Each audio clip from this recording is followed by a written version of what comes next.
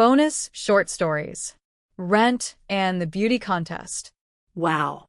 As expected. What a beauty. This bright and cheerful voice belonged to none other than Sheila, a staff member of the Adventurers Guild. Sheila, in turn, was looking straight at a woman before her, a stunning woman, to be precise. Her blonde hair cascaded in hypnotizing waves, its beauty enough to distract any passerby. Her almond-shaped eyes, further accentuated by her eyeshadow, made the woman seem almost bewitching. A single look sent shivers down the spines of the menfolk, many of whom may lose themselves to their lust at any moment. Even her body was picture-perfect, an impossibly sculpted ideal. The woman had all the right curves, emphasized in all the right ways. Her waist, hips, and just about everything else resembled a work of art. In spite of all this, however, she was by no means scandalous or inappropriate. If anything, she was miraculously dignified. The woman's expression immediately changed as she sat down. She seemed tired of this entire affair and sank deep into the chair like some sort of mollusk. She parted her lips. How did it come to this? Her voice was a familiar one, belonging to the scholar magus of Malt, a certain Lorraine Vivy. While she was dressed differently, had her hair done up, and seemingly had different facial features, those who knew her well only needed to lean in for a closer inspection, upon which they would undoubtedly recognize this was Lorraine herself, and none other. The finery and beauty that Lorraine now exuded were the efforts of many individuals, beginning with Sheila, and followed closely by many other members of the Adventurers Guild of Malt. The story began just the day before. The budget is tight, Sheila said, holding her head in her hands as she said so. Standing before her in a small meeting room of the guild were Lorraine and myself, Rentt. There was no one else here. One would wonder why Sheila was suddenly discussing the matter of the guild's potential bankruptcy with us at this point in time. See, Lorraine and I were secretly the guild's biggest sponsors, and we could bend them to our will at the snap of a finger. Yes. A silly lie that. We were called here due to our statuses as veteran adventurers, to be specific. We have been with the guild for about 8 years. Sheila, who had known me for all that time, found it easier to discuss her concerns with us. Of course, Lorraine and I both had our specialties and certain abilities which may come in handy in a variety of situations. More importantly, however, was the fact that Lorraine had always been a relatively beautiful individual. She wasn't all that interested in cosmetics and the like. It was all somewhat beyond me. You see, Sheila continued, the guild staff union has decided to hold a beauty contest this year. That's all fine and good, but the rewards… Ugh. That union president of ours got too drunk, you see, and said he would give an impossibly huge reward to the winner, instead of our usual prizes. It would be impossible to purchase such a price on the current budget, and so I wanted to see if anything could be done. So, would you please attend the beauty contest, Miss Lorraine? Such was Sheila's description of the problem. On another note, beauty contests were, as their name suggested, a contest in which women competed against each other in a display of feminine beauty. The most beautiful lady took home a title and a prize. This was an event held at set periods by the Adventurers Guild, with the primary aim of helping adventurers find potential wives and partners. This contest was also set up with this aim in mind. Under normal circumstances, the prize for coming in first place was helpful, but not extravagant, a year's worth of dry supplies or food, for instance.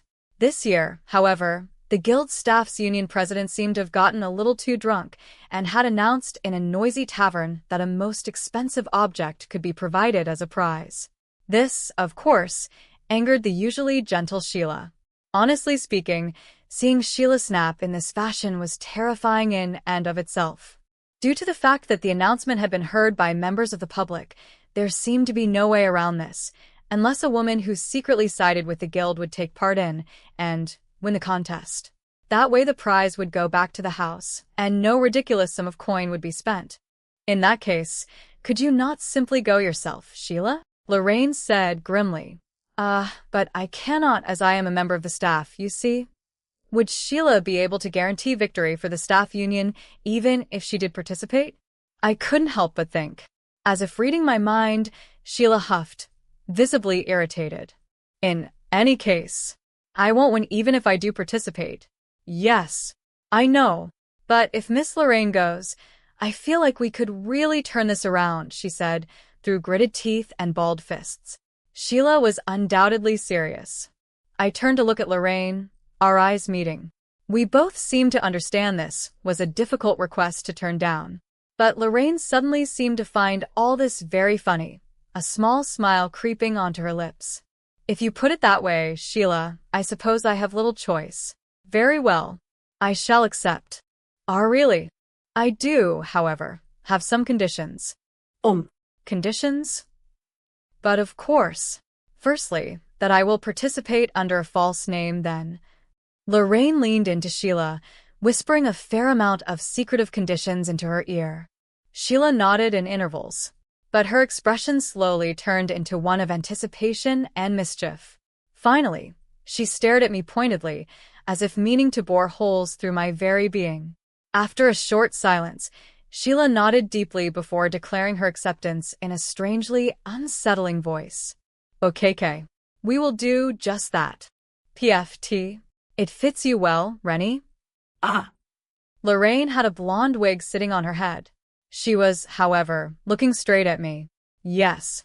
It was I, Rentt Fina, who was standing with Lorraine in the beauty contest's waiting room. A room only contestants were permitted to enter. I was currently dressed as a woman. It wasn't a shoddy job by any means. My makeup crew had ensured I would appear as nothing but a woman, even going so far as to fit me with a corset. For all the right curves they set in, of course, certain prosthetics were added to my behind and chest. This was Lorraine's secret condition, that she would only take part if I did the same. What a mess. Perhaps the sort of mess Lorraine enjoyed. In any case, I was in no position to decline. I was curious as to how far they would go with the whole thing, and as such didn't expect I would be standing in this room, with Lorraine. Right. Our next contestant is... a staff member announced, holding the door to the waiting room open. They then announced the name of the next contestant, Miss Adeline Fran. Said name was, unfortunately, the false name Lorraine had came up with for my use. They're calling for you, are they not? Go forth, Rennie. Perhaps Ren would be more fitting? Steel yourself. You are next, Lorraine said, cheerfully waving me toward the venue. Damn it all. Just you watch, Lorraine. I will pay you back in full. For this humiliation. Oh well. I suppose it will be done. Perhaps I will just take a portion of her next guild request's rewards. Slowly but surely, familiar words rang out through the air. Rentt. You're up next. Obediently but unwillingly following the announcer's instructions, I slowly shuffled out of the waiting room and headed toward the venue. Of course, the winner was none other than Lorraine. And, as expected, the runner-up was yours truly. Yes. That was a silly lie. Although it didn't quite end that way, no one suspected who I was, and the contest passed without incident. I did, however, make it into the final selections, and the entire time I sought answers for this terrible predicament of mine. I couldn't say much, obviously, and instead suffered in silence. Do I have a feminine face, Lorraine? I asked, walking by Lorraine's side as we headed back to her abode. Lorraine had long since changed out of her costume and disguise. Turning to me, she gave her answer in a strangely serious tone. I would not exactly say that, Rentt. It is just that you do not have many distinguishing features. It allows the makeup to stand out, you see. You also have a light build and musculature. I would not call you muscular, by any means, for instance. In other words, I was apparently suitable for ventures that involved cross-dressing. Not exactly something I could be proud of. That aside, it was a given that you'd win, Lorraine. You're quite beautiful, after all, so there was no doubt. You, saying such things in broad daylight. It's the truth, no? Say what you like. However, it is a bit of a waste if we let this end here. What do you say, Rin? Want to do this with me again sometime? I will politely decline. Personally, I felt like such an event would hardly repeat itself, but, just in case it did, I fervently offered my prayers up to the gods that I would never have to do anything like this ever again. An adventurer's worth. Adventurers, the collective term for individuals who made a living from slaying monsters. A normal person hardly had an inkling of their strength. They were fearsome and dreadful, but in ways that weren't really comprehensible to villagers from rural communities. Even someone like me had memories of adventures, 2 of them, actually. If only because those 2 adventurers had saved my village. The 2 of them showed up sometime in the spring. Winter had passed, and snow was slowly, but surely, melting. Some still remained on the paths, so few people visited us. It was a quiet time. A quiet season. My village, however, had certain problems with monsters. Having harvested the fields in autumn, we stored the crops and preserved cattle products in our storerooms and barns. It was these structures the goblins targeted. There weren't many of them, but we could hardly stand up to them, monsters being what they were. All the young and capable men had to join forces just to defeat one goblin, only for it to be replaced by another the very next day. Even a fool would know the goblins had a nest somewhere in these parts, and that they were coming from there. But there was little we could do. We were only villagers. This was why the village chief had gone off to the big city to enlist the aid of adventurers who would solve this problem for us. There were 2 adventurers who answered the call, their names being Rentt and Lorraine Vivi. The 2 of them looked relaxed enough, hopping off their carriage and walking into the village. They immediately spoke with the chief, then asked for information about any forest entrances from our hunters. Somewhere around here, I would say. Yes. Carcasses of dead animals and such, the hunters say. The goblins have been hunting. And this bark being peeled off the surrounding trees. They're fond of this sort of thing. That was the nature of their discussion. Curious, I approached them. What are you 2 talking about? The female adventurer turned around. A child from the village. Are you perhaps interested in our discussion? She smiled as she spoke. I nodded, and the woman happily launched into a detailed explanation of their tasks. We're searching for a goblin nest, little one. Goblins have statistically preferred a certain lay of the land, so we were asking the village hunters if such an area existed in the forests nearby. We did find a likely candidate, along with carcasses of prey and seeds of certain plants they like to gnaw on in the region. With that much information, it was all but too easy to pinpoint where exactly their nest would be located. Well, the man next to her chimed in as well. I suppose that's the case with how most of these requests are. We still have to investigate the grounds ourselves, however. With this much information, though, it won't be too difficult. Even so, we may find a small mob of goblins wouldn't hurt for us to be careful, at any rate. I think this is very much doable, Lorraine. Let's be on our way. Yes. Let us take our leave. The 2 spoke, looking at each other as they spread a large map between them. Before long, they had folded it up and were headed deep into the forest. They were walking headfirst into danger, even though they had just arrived a short while ago. Would they really be all right? I was hardly the only one who had such concerns, as everyone in the village looked equally uneasy as we saw them off. But the 2 soon returned, and the sight of these adventurers made us collectively gasp. In the pouches they carried were 10 goblin ears apiece, each seemingly from a different goblin. Did these 2 people really defeat all those monsters by themselves? Is the village chief in? The female adventurer asked, spatters of blood decorating her previously pristine overcoat. I just nodded. Thank you. Saying so, the 2 faded from sight, and I just stood there, watching them as they walked away. From what I heard later, they truly had defeated those very same monsters we had so much trouble with, and in less than 10 minutes. There were 20 goblins in all. If they had been left alone, they would have definitely attempted to attack, or even sack the village. Upon hearing their report, the village chief was deeply moved by their valor and offered to increase their reward. Although the 2 adventurers initially refused to hear anything of the sort, the chief was insistent, and they eventually ended up accepting the offer. From what I heard, the chief's reaction was only natural. This village was apparently that close to destruction. No one was surprised he would offer a big reward to the 2 saviors of this village. All the villagers agreed with the chief's decision. Not a single person complained. At night, a large banquet was held for the 2. They then spent the night at the village chief's before returning to their big town the very next day. With this, even someone like me new adventurers really were something else. No matter how you put it, Rentt, I feel we have taken a little too much, Lorraine said as we sat in a horse carriage bound for Malt. Rentt Fina shook my head. There is no such thing, Lorraine. That village chief asked for help in slaying 5 goblins and offered such a reward. While we assumed there were at most 10 of them, there were actually double that. I think we did fair work. Such was often the case with requests taken on by adventurers. This particular request was written to enlist the assistance of adventurers who at a cheaper rate veterans, however, would see through such lies easily. In truth, both Lorraine and I had already noticed this, yet still chose to accept the request. This was also why we had said certain things to the chief after our expedition that he would be forgiven just this once for misrepresenting the nature of the request and engaging in unethical bargaining, and should he ever do anything like it again, adventurers would no longer come to his village. Not a threat, of course, but a warning. There were all but too many villages that engaged in similar behaviors, only to eventually be destroyed.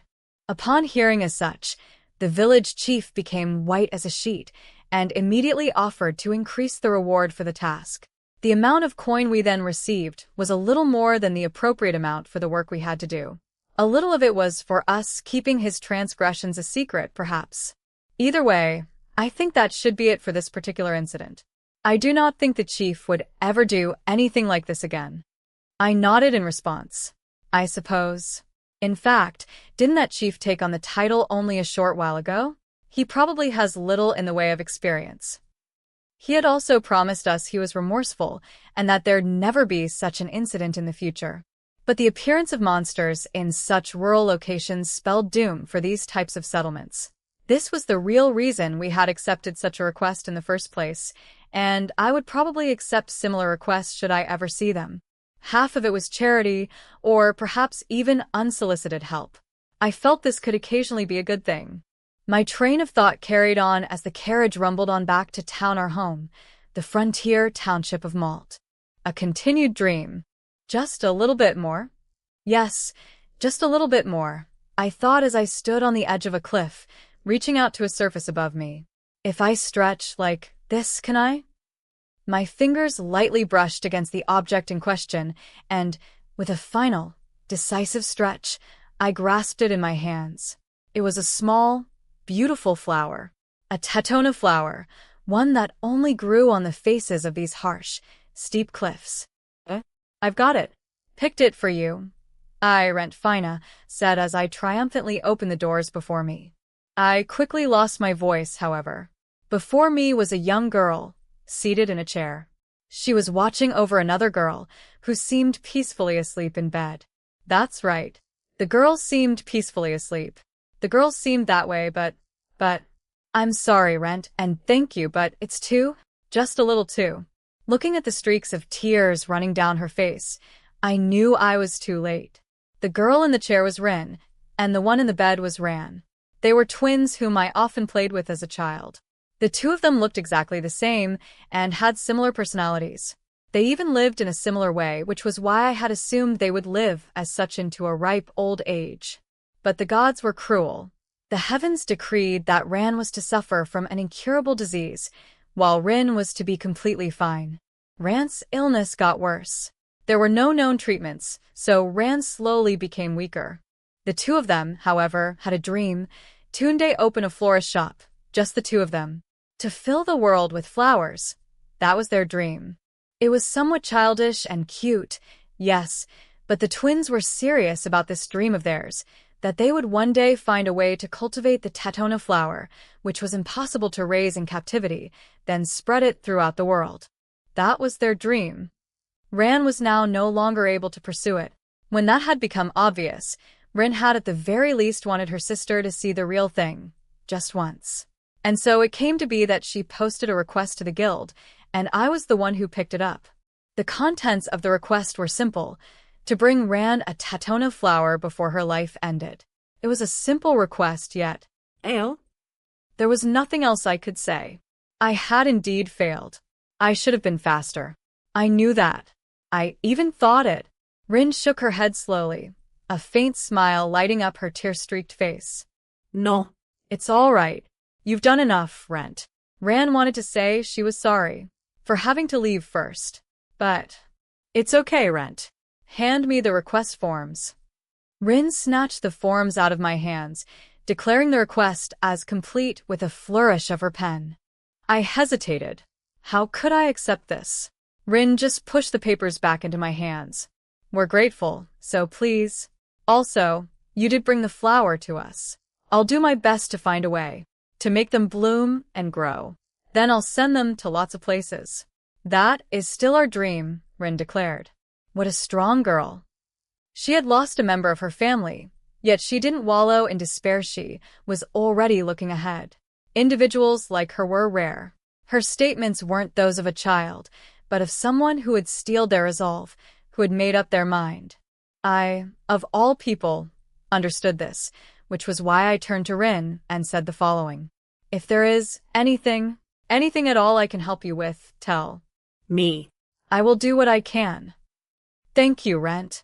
Well, if I ever want floral specimens from dangerous places again, would you bring them to me if I asked? What? Like a dragon blood blossom? That was the first thing that came to mind as I thought about plants that were rare or difficult to procure. Ha! Yes, that would be dangerous indeed. Maybe a little too much for a bronze class, right? Yes, that's right. But it's also my dream to one day become a mithril class adventurer. So when I become much stronger, I'll bring you one of those. A dragon blood blossom. I didn't know if I would ever reach such a level of strength. Somehow, I felt I had hit my limits already. Even so, I would do what I could. Rin, this young girl before me who had lost her family, still hadn't given up on her dream. There was no way I could give up either. Not before her eyes. Well then, it's a competition. Let's see whose dream comes. True first. I won't lose, you hear? Me neither. As our eyes met, it was clear to me Rin's smile had gotten just a little bit brighter. It wasn't a smile from the bottom of her heart. She was hurting. Even so, life would go on. Our lives, too, had to go on. I had to walk forward. There was no other way. And that was all there was to it. The race. It happened on a day when I had been walking around the streets of Malt, albeit with Edel perched on my head. While I was an adventurer, and a busy one at that, I couldn't exactly work around the clock, as not much would be done that way. It was true many problems had been popping up around me lately, and I had been hopping from one incident to the next. Humans, however, always found a way to get some rest in, lest they be crushed by the weight of their duties. All that work with nothing to show for it, not a prospect I could laugh at. On the other hand, I wasn't currently human. Perhaps those thoughts were nothing more than a waste of time, but it was at that moment when… Hey, you there. That thing on your head. Someone called out to me. A middle-aged, male adventurer, to be precise. A glance at him was sufficient for me to understand he was no longer new at the business. While he wasn't exactly a veteran, he probably had some degree of sense. The equipment and weapons on him were equally mundane, so he didn't seem like a dangerous individual at the very least. Even so, I had my guard up, for a moment of carelessness was all that was needed for the foe to launch an ambush. For example, what if he suddenly poured holy water over me? Perhaps that would work on a normal undead, but it would be worthless on me. Though, maybe there were some poisons in the world that had unknown effects on me, or maybe I wouldn't be completely immune to them. I couldn't discount such a possibility. I didn't expect this to happen, of course, but if we were to engage in combat, I was confident I would come up out on top. Regardless, I was still cautious. All things considered, the man didn't seem hostile. He took one look at Edel, then turned to me and said the following. Ah, right. You're going to the races? I see. Yeah, he looks like a good mouse. Maybe you'll even get first place if you participate. I shook my head at his words. It appeared the man was mistaken. I felt like I should correct him, but before I could do so, he was already tugging on my sleeve. Even I feel like I could bet on your mouse. Okay, this way. Quickly, to the registration counter.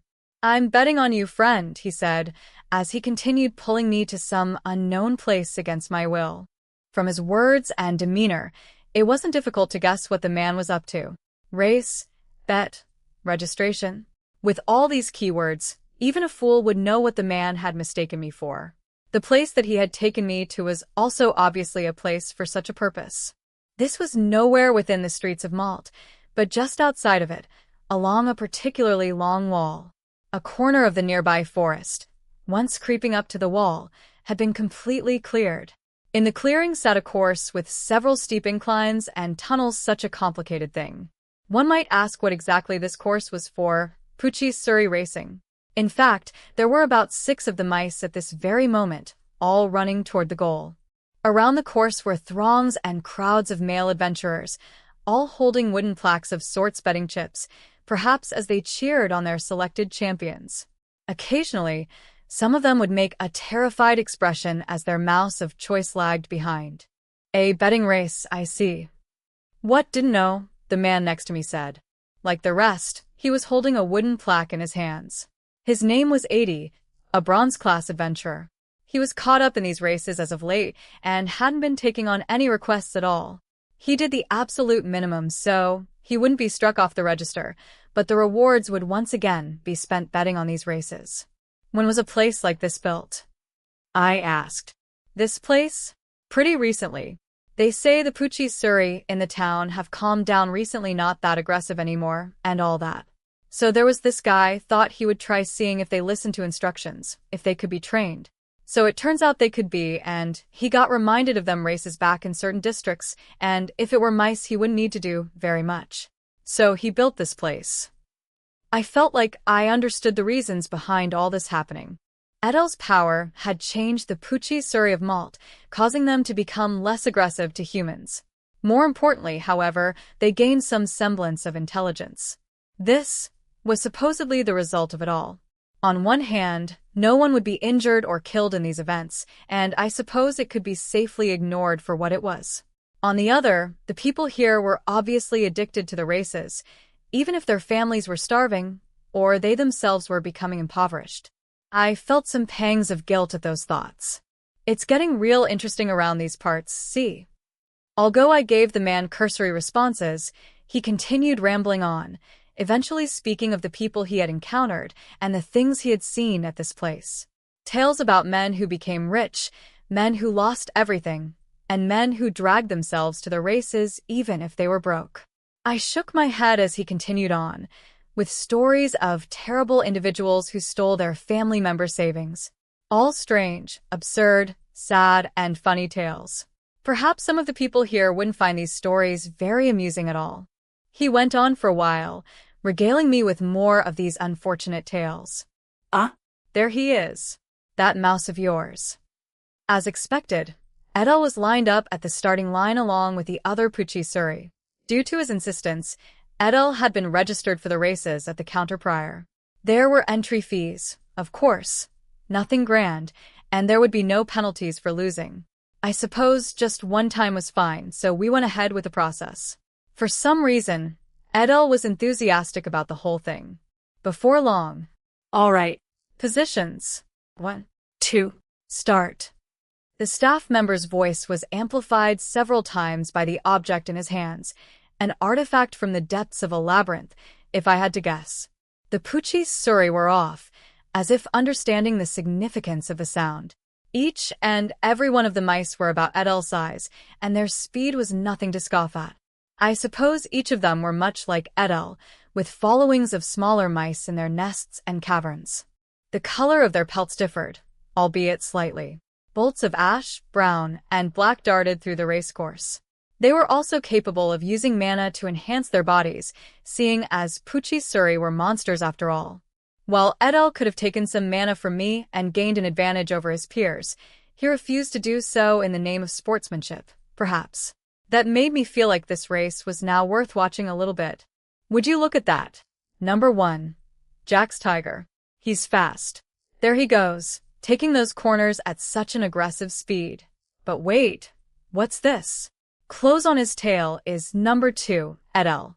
A first-time contestant this Black Wind may be, but he's hot on the Pucci Surrey Race King's back. Will he catch up?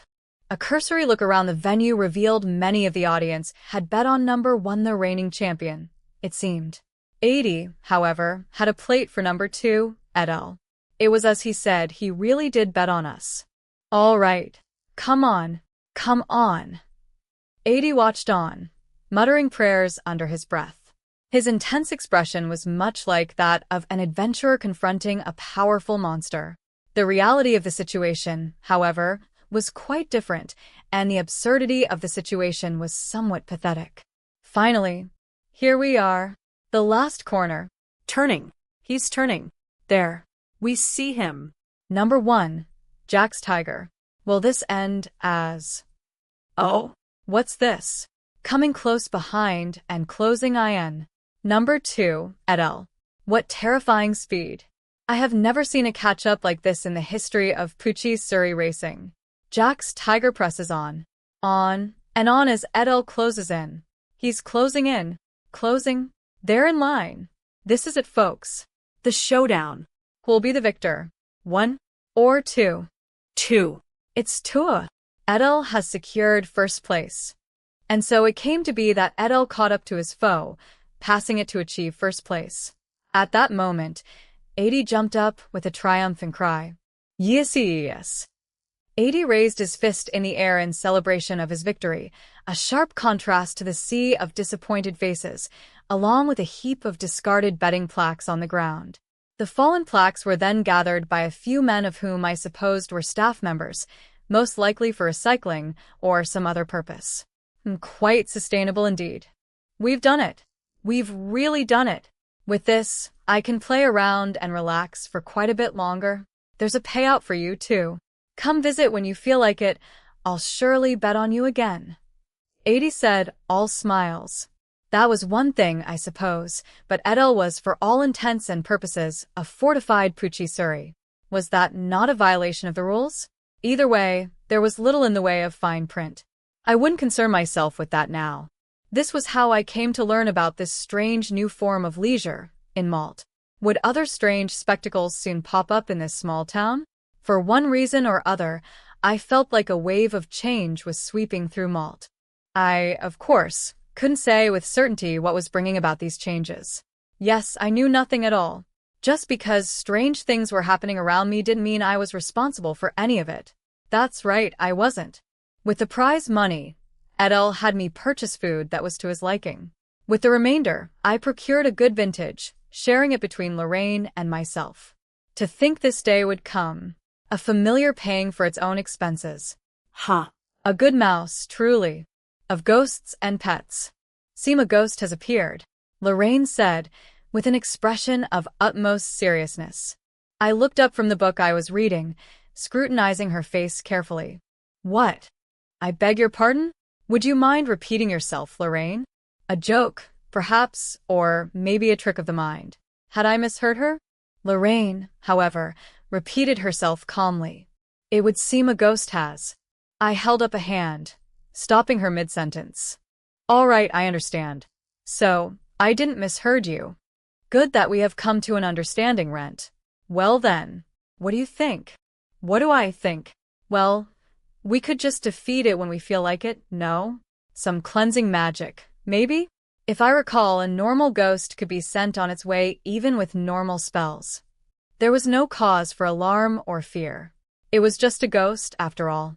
Perhaps I would be afraid if I were a child, but I was an adult now.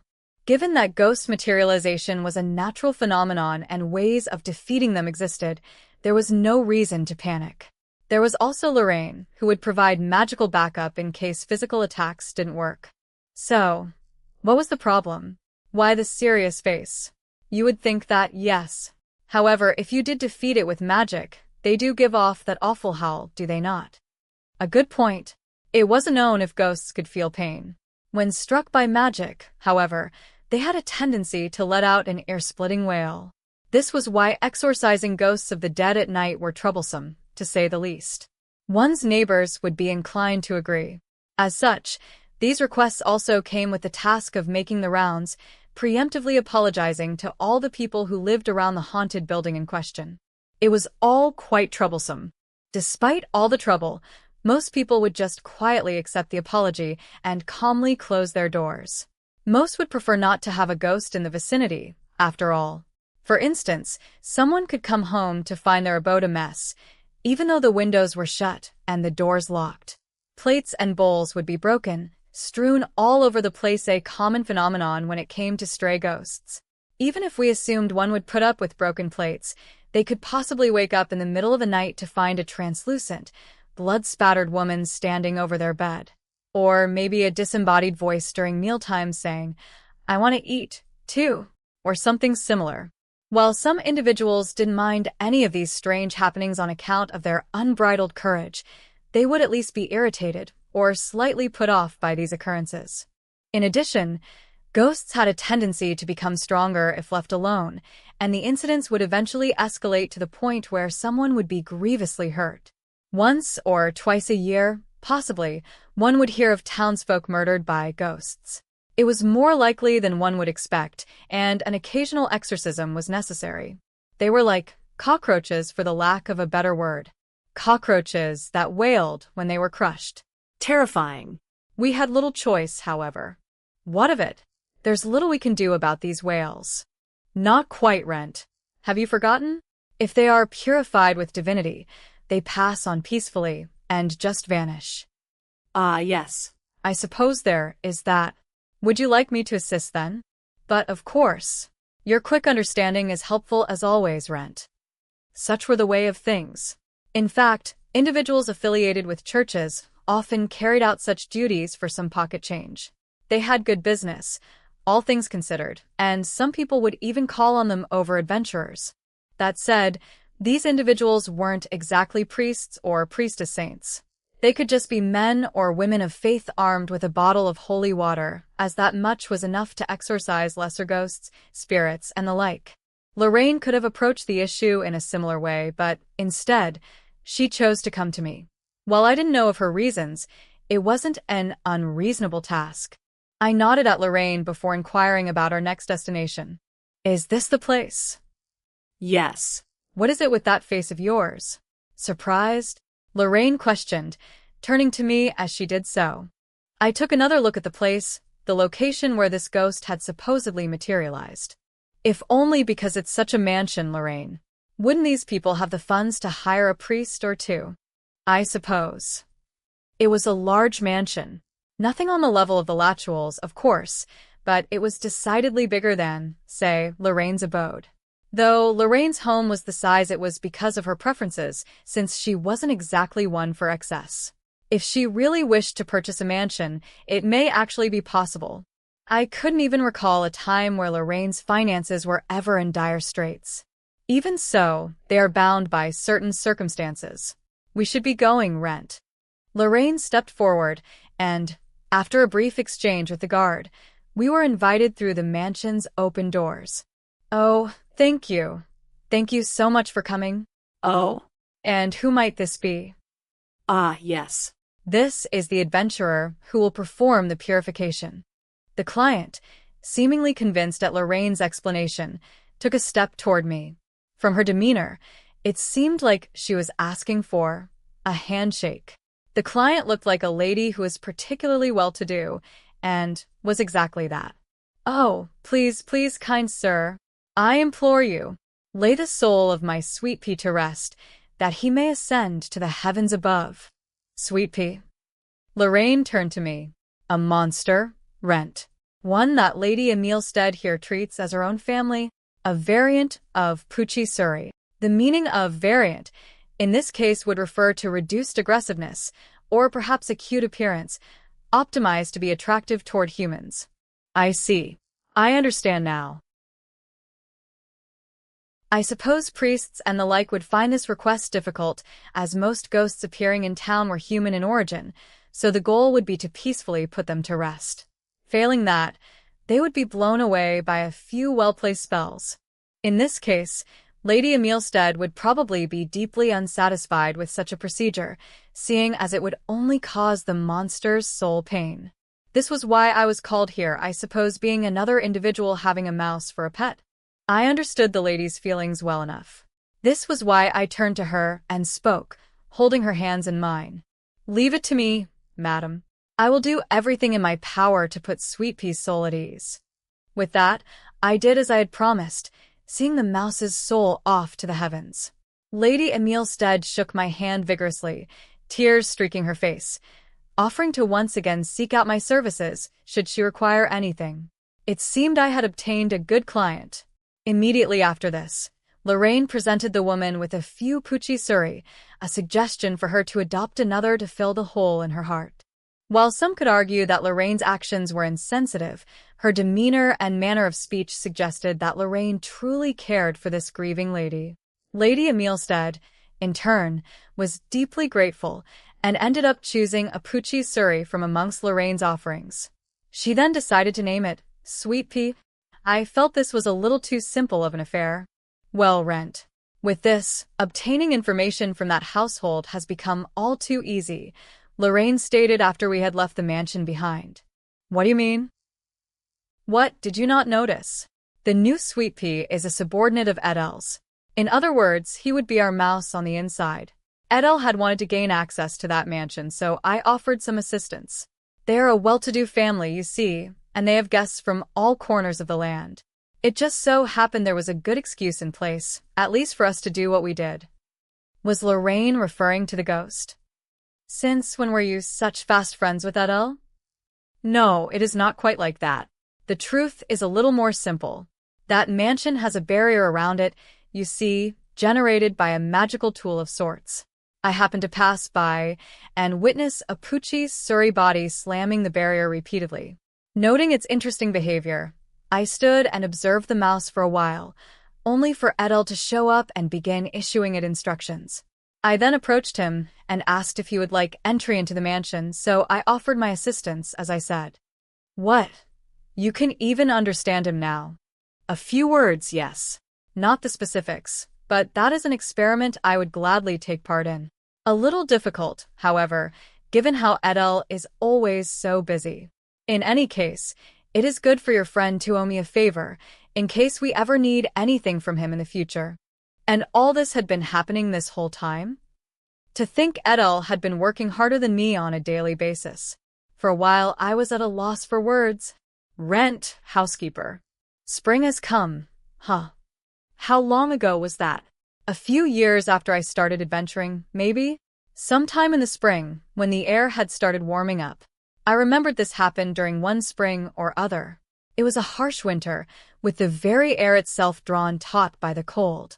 But now, spring was here. I also knew of the fact that fighting monsters in the warm, comfortable spring rays would eventually cause me to make a mistake. That was why I chose to stay in Malt, instead taking on simpler requests like cleaning, transporting, or hauling groceries. This was also why I was present at the guild around the time new requests were posted up on the boards. It was a little after that when I had heard that voice. Hey, what's the meaning of this? The voice came from the rewards counter, where adventurers turned completed requests in. It was a young voice, and its owner also looked suitably young, a new adventurer, fresh out of the guild's registration records. Judging by his expression, he was in a state of panic, probably due to a request that had gone awry. I strained my ears, listening in on the conversation. Even if you say that it was a request to have a location cleaned, but there was still dust remaining in some places, there was no choice but to reduce the rewards. Dust? What do you mean, dust? I cleaned that place. I did. The client is the final judge of that, I'm afraid.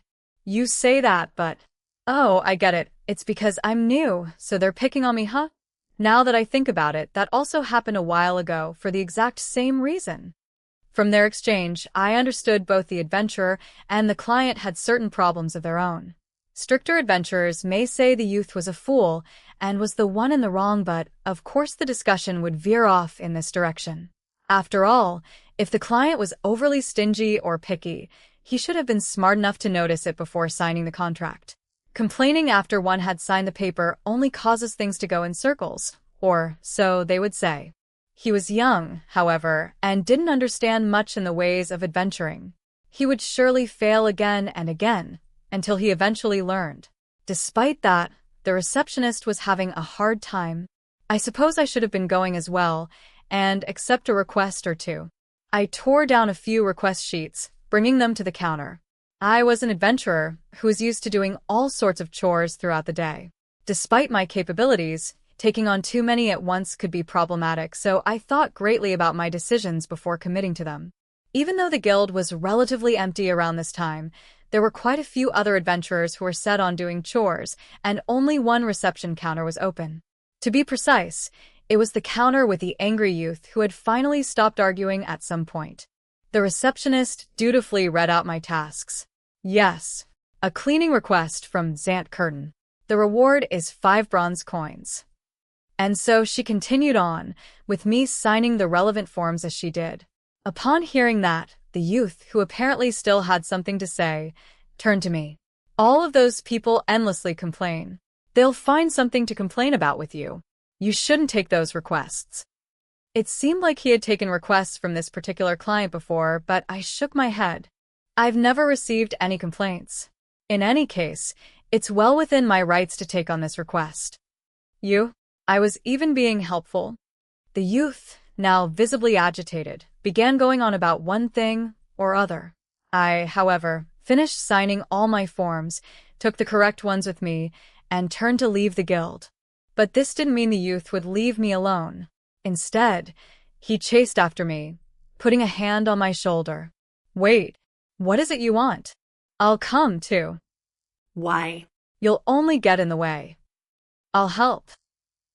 I've no intentions of splitting the reward, just so you know. That's fine. Those guys will definitely complain. I'll make sure they can't do that this time. And do what, clean harder? I thought I'd ask him, but ultimately refrained from doing so. I suppose this was quite all right. The youth was nothing more than a noisy newcomer to the business, but he seemed to have some redeeming points. Even the receptionist, who was now a fair distance behind the youth, looked in my direction and promptly winked, asking me to show the newcomer the ropes, no doubt. I could refuse, of course, but the youth himself said he needed no compensation, so that was that. I turned to the youth decisively. You will follow my instructions to the letter. And no strange statements at the venue. Make sure you work hard. Of course. I'll show them. I'll make it so clean. Maybe he'd have looked more impressive if he were saying those words before bandits or monsters. Well, no matter. We headed to the client's abode. All of those requests I had taken were for cleaning houses, since it was spring cleaning season in the small township of Malt. Some of these houses were large, and the cleaning couldn't be completed in one day. I suppose this youth showed up on one of those days and received some negative feedback for his work. Thank you, Rentt. Truly. And you over there, too. I've never seen it this clean before. Here's a little more for your trouble.